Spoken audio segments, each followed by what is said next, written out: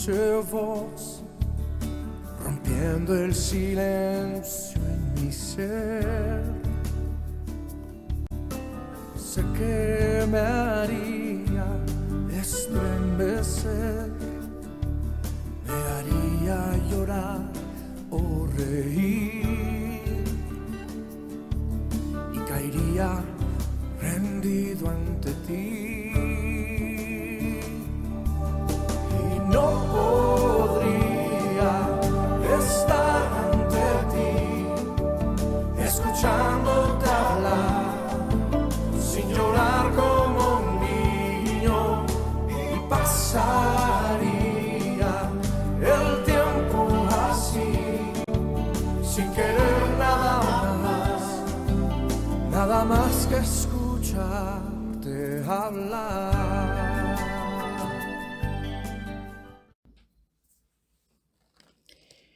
Saludos, familia de la comunidad cristiana Piedras Vivas. Soy Esther Olivares y hoy terminamos con el último capítulo de 2 de Timoteo, capítulo 4, con los versículos del 1 al 22. Y los versículos 1 y 2 dicen: Te encarezco delante de Dios y del Señor Jesucristo, que juzgará a los vivos y a los muertos en su manifestación y en su reino. Que prediques la palabra, que instes a tiempo y fuera de tiempo, redarguye, reprende, exhorta con cada paciencia y doctrina. De estos dos versículos deducimos las actividades que Pablo encarga a Timoteo. Les dice que predique la palabra, que inste a tiempo y fuera de tiempo, que redarguya, que reprenda, que exhorte con toda paciencia y ruego. Aquí entendemos que la actitud es importante porque la palabra suave convence y no provoca discusiones. Sin embargo, Timoteo en su ministerio encontraría actitudes que se opondrían a la verdad, es decir, personas que, de acuerdo a los versículos 3 y 4, no soportarían la sana enseñanza, no les gustaría la prédica de siervos fieles de Dios, que buscarían predicadores que respondan a sus intereses y caprichos, pero Timoteo se protegería de estas actitudes negativas, siendo prudente, sobrio, soportando las aflicciones y cumpliendo su ministerio evangelizador. En los versículos 6 al 8, Pablo es consciente de la carrera que debe correr y revela que su propio ministerio ya estaba completo y estaba listo para ser sacrificado. Ahora veía su muerte como había visto su vida, es decir, una ofrenda santa para Dios. Y al acercarse su tiempo final sobre la tierra, Pablo sabía que había servido bien a Jesús. Podía decir que había guardado la fe. A lo largo de su vida, siempre había derramado el concepto de que para él era importante servir a Dios y a la gente. Y al acercarse su final, su vida derramada, no estaba instando a Timoteo a simplemente morir bien, lo estaba instando también a vivir bien, dando a Jesús la ofrenda de todo lo que tenía. Pablo estaba seguro que le esperaba una recompensa, sabiendo que había perseverado con Cristo y estaba seguro que reinaría con él. Y recordamos en 2 de Timoteo 2:12 cuando dice: si sufrimos, también reinaremos con él. Pensemos un poco en las recompensas del reino de Dios.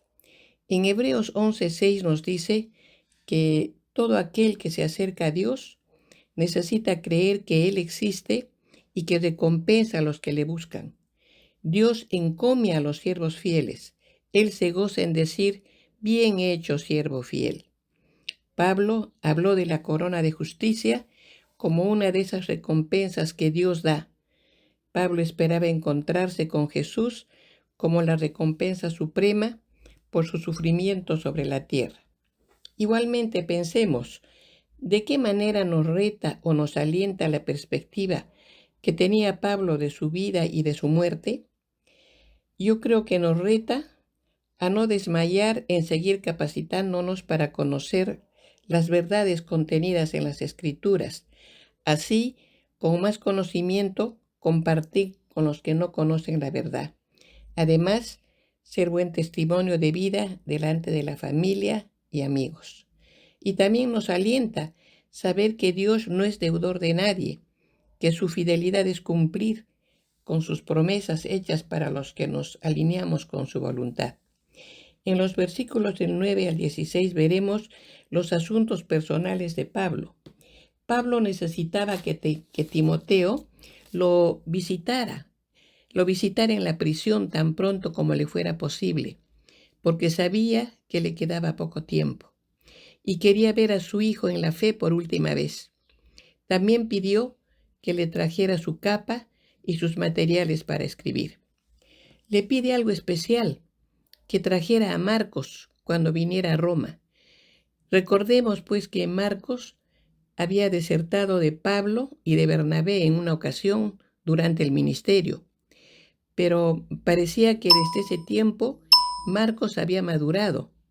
Nadie esperaba que Pablo jamás quisiera volver a trabajar con Marcos, pero permitió que la misericordia y la gracia de Dios se arraigara en su corazón y le ofreció una segunda oportunidad.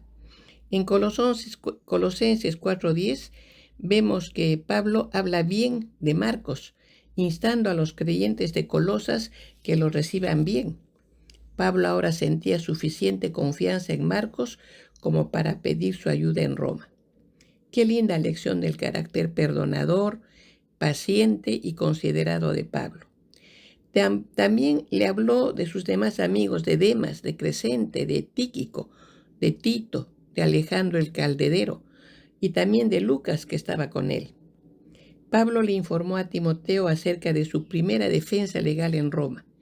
Ninguno de sus amigos lo apoyó en ese momento de prueba, pero se negó a enojarse. Aunque la gente lo había abandonado, Pablo se gozaba en que el Señor durante el juicio se había mantenido a su lado. En los versículos 19 y 20, Pablo manda saludos para Prisca y Aquila y también para Onésimo.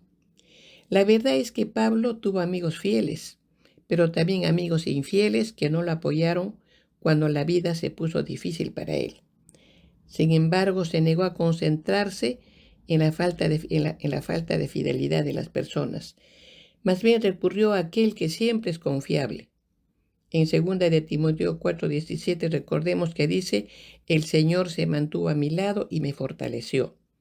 Pablo sabía que Dios nunca lo dejaría, incluso si todos los demás lo hicieran. En el último versículo 22, Pablo termina esta carta con una bendición final para Timoteo. Le dice: el Señor Jesucristo esté con tu espíritu y la gracia sea con vosotros. Este es el final de la primera y segunda carta de Pablo a Timoteo, que deja buenas enseñanzas para nosotros. Amén, hermanos, y muchas bendiciones. Amén. Sin llorar como un niño, pasa el tiempo así, sin querer nada más, de escucharte hablar. Quiero que levantes tus voces y digas: Señor, gracias por hablarnos.